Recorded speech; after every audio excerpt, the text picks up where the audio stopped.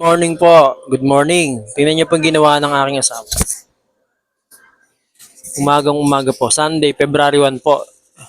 Ang harvest po natin ay 2,000 plus. Ang load po natin ay 1,500. Dito po sa unit na to. Alam niyo kaya 1,500? Ito po yung ginamit niya. Induction cooker po. Nagluluto po siya dito.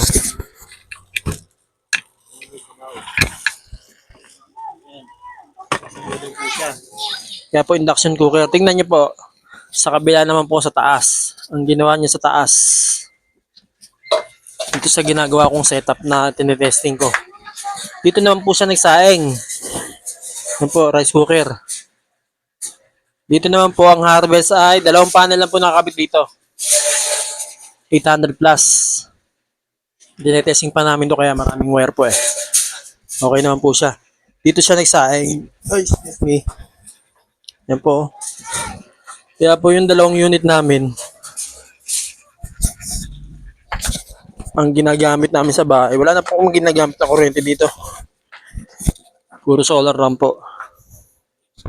Ano po, tingnan nyo, induction cooker ang ginamit niya. Kaya po, napakasarap talaga na may setup sa bahay. Salamat po. Kaya po, invest na po kayo.